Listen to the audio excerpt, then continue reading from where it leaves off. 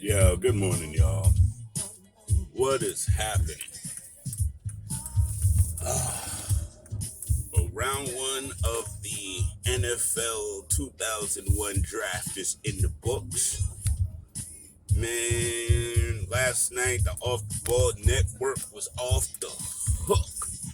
We had the whole crew in effect. You know what I'm saying? All night. I wasn't there all night, but it was going on pretty much the entire draft, yo.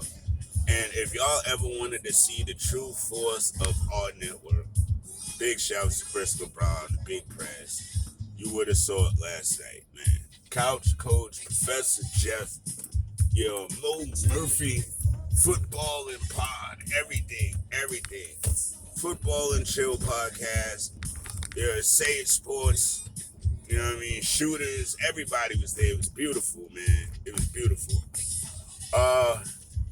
And the draft itself was entertaining. Uh, I mean, it was pretty much predictable until them daggone Bears, bro. Them daggone Chicago Bears are good for a little surprise movie move there. And I mean, it was the smart move. I actually thought if things continued to go, I actually thought that the Patriots would pick up Justin Fields. But it makes sense for the Bears since they missed so terribly, the last time. I don't really, still to this day, I don't get what they saw in Mitch Trubisky to jump up to get him. You know what I mean? I feel like if they had just stayed where they was, he would have fell in their lap anyway. But that was then, and this is now. And it's the Trevor Lawrence #1 pick story, which we knew. I think that's why I didn't even bring it up first. Because everybody knew he was going in. And the Jets. I'm hoping this guy, I'm hoping this guy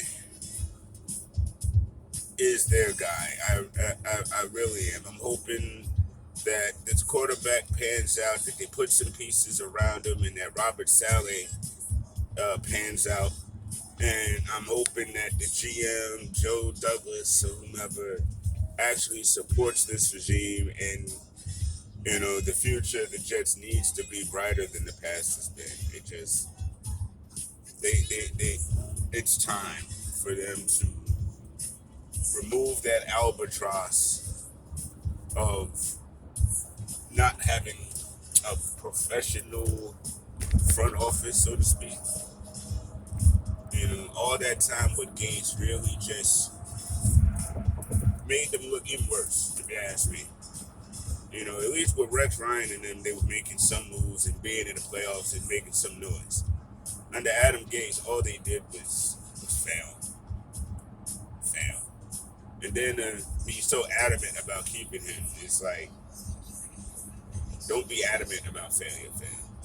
You know what I mean? That's not something you putting your stamp on. Since I'm wearing the outfit, I might as well bring up my Giants. I'm gonna be honest with you. I'm not necessarily jumping out the building.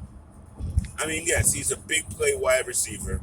Some say he's a bigger play wide receiver than Waddle. Okay.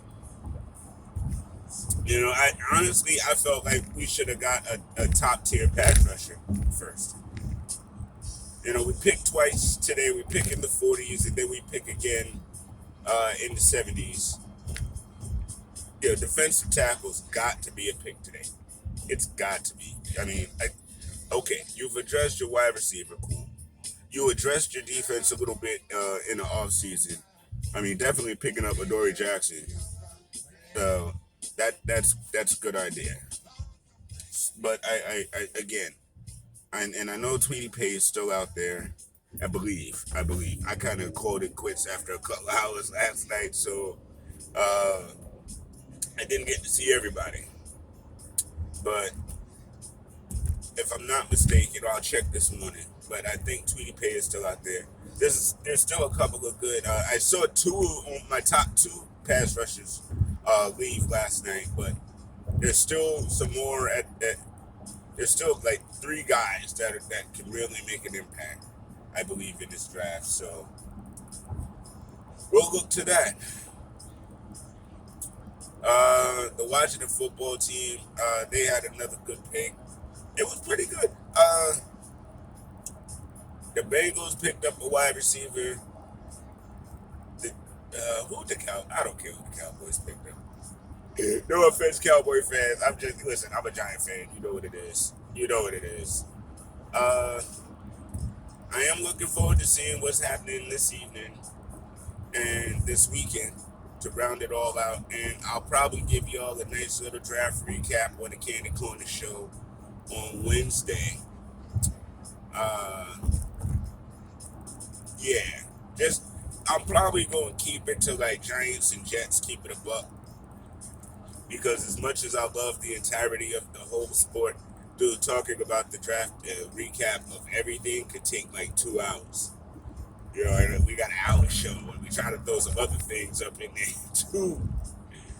Yo, as a matter of fact, I believe we're gonna have Tommy D on that episode of the Candid Corner. I'm gonna touch base with him this weekend, but I believe Tommy D will be in the building.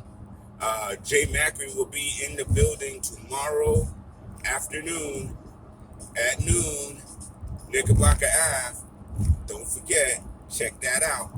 And Sunday, MG the Great and I will be going over WandaVision. So, if y'all have been watching, we hit up the DCEU so far on the Great Show. We had a great conversation about that. And last week we recapped Falcon and Winter Soldier. And so now we're getting into WandaVision before the Loki show comes out. And we might actually get into recapping Mortal Kombat, or the Mortal Kombat series, as it were. So it's just stay posted to that. The Great Show with MG the Great and myself. We try to keep busy, man. We definitely try to keep busy. And real quick, he may or may not be watching, but big shouts to my brother Killen Brown and his completed first season of Vintage Cigars. Proud of you, man. Proud of you. Let's keep this pod thing going, brothers and sisters. Let's go. All right. You know how I do with these. I'm about done. I ain't gonna keep y'all for too long. If y'all have any questions about who I think should be drafted and where, or any of that stuff, please feel free.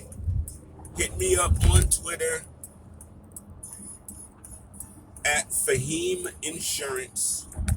Hashtag the questions. I see the questions. I'm going to write them down and make sure I shout you and the questions on my shows. All right? Coach Fa, hashtag the questions. I'll talk to y'all later. Have a great Friday. Happy Friday, y'all. Enjoy it. Knicks don't play till Sunday. I know it's tough. I don't play till Sunday. Mets got a game today, so we back in effect there, and that's what's up. All right. More and more sports. I'll talk to y'all later.